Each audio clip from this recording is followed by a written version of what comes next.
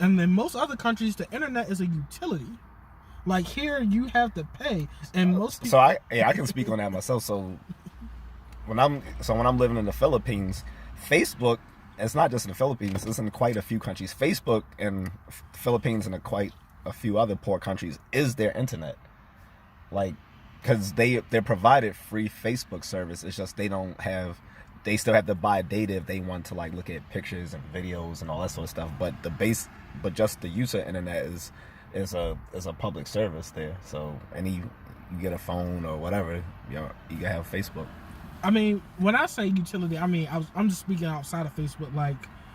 No, I mean like that's like their main source of communication. I got you. And then like when you look at like how to reach a lot of businesses and stuff, usually it'll be like WhatsApp and Viber. Like you'll see it on the on the names of the stores or on the back of trucks. Like that's how you communicate there. And that's understandable. And I get that for poor countries. And personally, I feel as though internet in general should be free because it's really not using. I made that argument too. That high-speed internet should be free for everyone. But I made a caveat that only people of a certain IQ level should be able to use it. That would cut down on all the bullshit that goes online. That's true, but that part won't happen. But we can dream.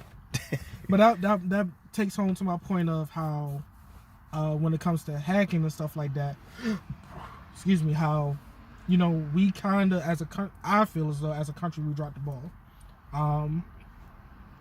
We weren't pushing for these standardized educations as other, let's say communist countries were, because despite despite the wrongs they did, I partly do agree with the instruction of children for useful skills to the state as a whole at a younger age, because you're guaranteeing them jobs, well-paying, not even jobs, careers that they can go into if they choose not to go to college or the military, whatever the case may be. And if they choose to do something completely different, they still have a skill to fall back on that makes them of service to the country should the need arise. Well, I think usually in a lot of those countries, you got to pass like a civil service exam of some sort to get into those sort of jobs. And anyway, but I'm saying start young. Like now we're starting to see people, I'm going to teach my kid coding, or they don't need and again, this speaking for my field, and this is what I hate about my field. You have a group of people who went to college, got CS degrees, and some are saying they can't find a job. However, I will question, well, what kind of job are you looking for, and what are you trying to do? Yeah, because that was like one of the most lucrative degrees when I came out of school. And it still kind of is to a degree. But even then, I used to joke with some people saying, I was like, those CS degrees are like coming a dime a dozen. And one guy got mad. He's like, no, it's not. Well, and they are. And they are. To a degree, they are. And I think it also depends on where you come from, because the reputation of the school you came from can carry that degree much farther than... Oh, yeah, because a C student from University of Maryland with a CS degree versus an A student from... Yeah, I already know I wasn't even attempting CS at there, because their first couple of classes were weed out classes. So. Right, but that's what I'm saying. That plays a part. However, what you have now is a lot of people are pushing for certs, which is fine. But here's the thing. Here's my thing about people who push for certs so hard. Unless you have a lab to do the hands-on portion, all you're doing is memorizing information to take a test. And so you're relying on... Now, granted, some stuff like AWS, some of these things you can use in a lab setting because it's free.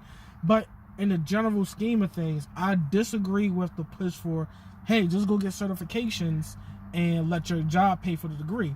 And wasn't the certifications meant to just complement your degree anyway? Like, it wasn't supposed to be a standalone by itself, right? Like, it's supposed to complement already having a degree. Not necessarily maybe in IT, but like if you had that background, like some sort of BS degree or BA degree, whatever, and then you wanted to take the certs. Like I had a friend, he started off in, I think, mathematics, and by the his junior year, he gave up. He said, I can't do any more of this. So he just went to something easy. It was like graphic design or something like that.